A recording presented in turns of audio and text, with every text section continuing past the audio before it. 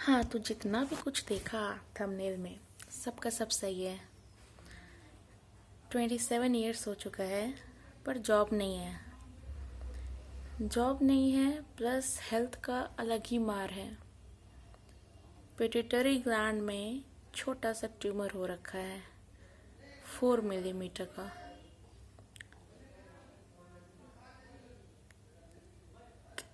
तीन रास्ता है अपने पास, एलोपैथ, होम्योपैथ, आयुर्वेद।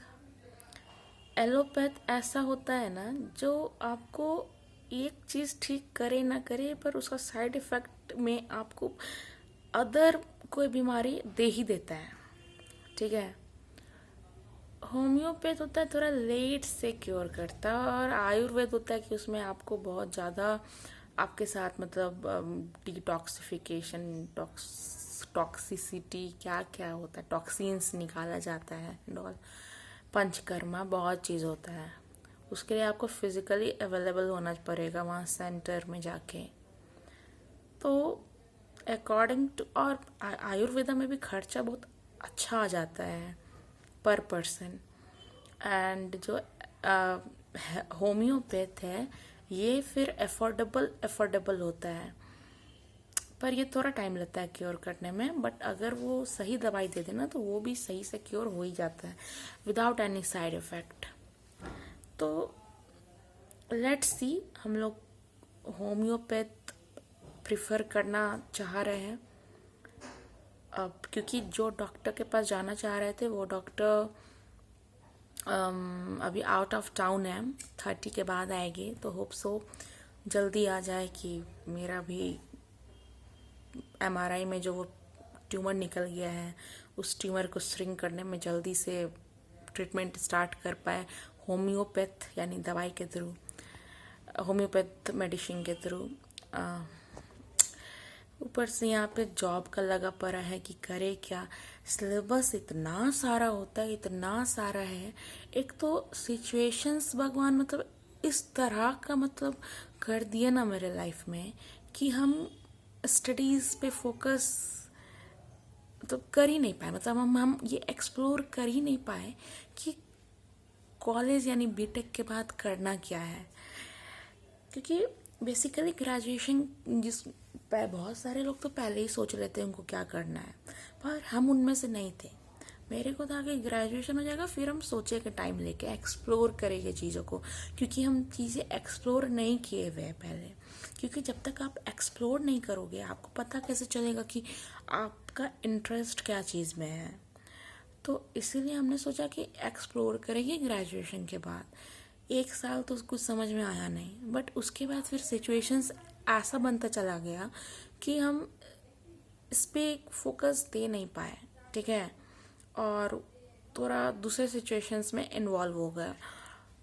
तो और देखते देखते मेरा 27 ईयर्स एज हो चुका है। एंड अब सिलेबस देख के लगता है कि अब समय ही कहाँ है, समय बहुत कम है। तो कैसे होगा इतना सारा सिलेबस। तो हम इसी हौच पौच माइंड में रहते हैं। हम स्टार्ट भी करते हैं ना तो कभी भी वो एक कंसिस्टेंसी नहीं ला पाते खुद में। एक जो होता है ना कि आप कर रहे हो सिलेबस, लगे हुए हो रोज़ थोड़ा थोड़ा थोड़ा थोड़ा, वो हमसे नहीं होता है, नहीं हो पा रहा है। ऐसा लग रहा है कि यार जो पढ़ेंगे वो एग्ज़ाम में हम बना पाएंगे कि नहीं, वो मेरे से बन पाएगा कि नहीं एग्ज़ाम में। और क्या बोलते हैं, और सिलेबस तो मेरा 10% से कभी ज़्यादा कंप्लीट ही नहीं हो रहा है। कुछ का भी हम कोर्स बहुत सारा ले लिए, क्योंकि सबका दाम होता है 699, 799, 899, 999। तो इस तरह का दाम रहा तो हम मतलब हम ऐसा नहीं है कि हम बहुत ही वेल्दी फैमिली से, ऐसा नहीं है। पर मेरे को था कि ना यार इन्वेस्ट करेंगे तब तो हम रिटर्न दे पाएंगे, तब तो हम अच्छे टीचर से पढ़ना है। एक फोमो होता है ना कि इससे नहीं, इससे ले लिए अभी, फिर किसी और से मनवा, उससे ले लिए, उससे ले लिए। तो ऐसे ऐसे करते करते फिर हम लेने के बाद गिल्ट फील करते कि यार हम इतना रुपये बर्बाद कर दिए। फिर मेरे को लगता कि ना अच्छा हम रिजल्ट ले आएंगे तो हो जाएगा, फिर दूसरे किसी का मन होने लग जाता कि और जो लिए वे वो कंप्लीट भी नहीं करते हैं। मतलब इस तरह का मेरे साथ हो रहा है, नोइंगली नहीं कर रहे हम, ऐसा हो रहा है मेरे साथ। ये पैटर्न ऐसा क्यों चल रहा है हमको समझ नहीं आ रहा है। पर हम चाह रहे हैं कि चलो अब अब चलो ये आखिरी बार है जो हम खरीद रहे हैं, ऐसा हम सोचते हैं। पर हम खरीदने के बाद जो है ना, हम उसको पढ़ते नहीं है, फिर किसी और का हमको मन होता है लेने का, फिर हम ऐसा ही सोचते हैं कि ये आखिरी बार है जो हम खरीद रहे हैं, फिर ऐसा ही चलता जाता है। मतलब इतना रुपया खर्चा कर दिए हैं ऑनलाइन कोर्स लेने में, पर अभी तक मेरा मतलब हम कुछ भी नहीं किया। स्टडीज़ में बोलो तो हम कुछ भी नहीं किए। नहीं, मेरे को बहुत ज़्यादा ट्रिगर होता है कि हम ये मतलब इतना कम टाइम है। एक तो मेरा 27 ईयर्स एज हो गया है, इतना ज़्यादा सिलेबस से हो पाएगा कि नहीं। लोगों का तो इतना सारा अटेम्प्ट में होता है। तो इस तरह का थॉट्स मेरे मन में बहुत ज़्यादा चलता है। और कभी भी हम 10% से ज़्यादा सिलेबस आगे कर ही नहीं पाते हैं। हालांकि हम रीजनिंग जो होता है ना एग्ज़ाम में, जब भी हम मतलब जाते हैं, 2-3 बार हम एग्ज़ाम में बैठे हैं, जो कि निकला तो नहीं है, वो अलग बात है। पर मेरा रीजनिंग में फिर 50 में 40-41 ऐसे आता है। अब आप बोलो कि 50 में 50 आता है, वह लोगों को हाँ आता है, बट हम शायद उतने तेज नहीं है या जो भी हो। तो हम मतलब खुद से वो किसी से भी बन जाएगा। वो है कि प्रैक्टिस करोगे तो बहुत जल्दी बन जाएगा, और नहीं करोगे तो फिर नहीं बनेगा, कुछ कुछ में आप अटकोगे भी। तो मेरे को 50 में 41 इस तरह के से आ जाता है, तो हम उसके लिए चिल रहते हैं उतना। क्योंकि मेरे को कैलेंडर और क्लॉक छोड़ के बाकी कुछ भी दे दो ना, तो मैं सब मतलब टाइम लगता है लेकिन बना लेते हैं। तो अब तो शायद 15 मिनट टाइमर भी आ रहा है। तो देखो, मैं तो सिलेबस ही नहीं हो पाता है कंप्लीट, कभी हम कर ही नहीं पाते थोड़ा सा भी। मतलब इतना सा पढ़ लिए फिर मेरा मन उब जाता है, फिर हम वो कोर्स खोलते भी नहीं हैं।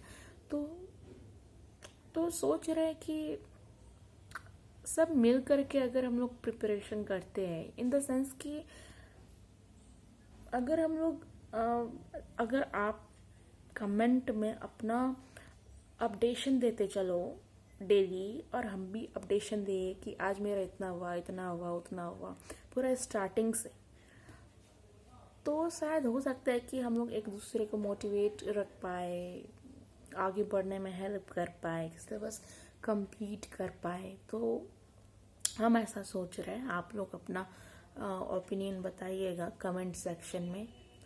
तो देखते हैं आगे। 4 सब्जेक्ट से स्ट्रेटजी बनाना ही पड़ेगा, कैसे क्या करना है।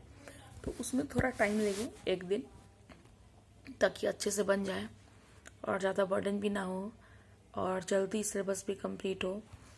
तो कौन किससे क्या करने का सोच रहे हो आप लोग, मैथ्स, रीजनिंग, जीके, जीएस, ये सब, इंग्लिश किधर से करने का सोच रहे हो, किस टीचर से, कैसे, पेड से कि फ्री से, ये सब आप लोग अपना ओपिनियन शेयर कीजिएगा।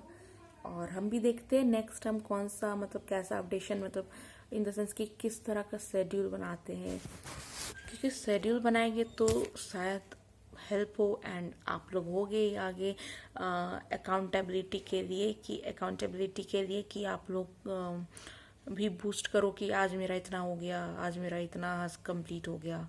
इस तरह से तो सामने वाला भी बूस्टअप होते रहेगा। बेसिकली मेनली हम अपने लिए, हमको तो बहुत ज़्यादा ज़रूरत है कि हमको कोई वैसे मोटिवेट करे। तो होप सो हम लोग सब एक दूसरे को हेल्प करते हैं आगे बढ़ने में। क्योंकि गवर्नमेंट जॉब का भी एज 30 ईयर्स होता है ओबीसी के लिए, उससे ज़्यादा तो एज रिलैक्सेशन है नहीं, 27 होता है जनरल के लिए। तो क्योंकि हम ओबीसी में लाई कर रहे हैं, तो मेरे को इतना तो मतलब है कि 2 साल मेरे पास बचा है। तो ये है कि हम आइदर पूरा गिव अप कर दे, या फिर हो सकता है, या फिर हम इसी में 2 साल भी बहुत होता है, तो हम इसी में बहुत मतलब जी जान लगा के कर पाए। क्योंकि हथियार रखने से क्या होगा, हथियार रखने से तो फिर तो पॉसिबिलिटी ख़त्म हो जाता है कि हम जीते भी या जीतेंगे भी। लेकिन अगर हम लड़ने का सोचे तो पॉसिबिलिटी एक बन जाता है जीतने हारने का 50-50। क्योंकि अगर हम कुछ सोचेंगे ही नहीं, करेंगे ही नहीं, तब तो फिर मेरा जीतने का पॉसिबिलिटी तो 0% हो जाएगा। कम से कम मैदान में आएंगे तो पॉसिबिलिटी तो बढ़ेगा 50-50। तो इस तरह से हम आगे का जो भी जैसा भी बनाएगा शेड्यूल अपडेशन देंगे। आप भी मेरे को हेल्प करना, आप भी अपना ओपिनियन बताना, आप सब भी। ठीक है, तो मिलते हैं नेक्स्ट वीडियो में। Thank you.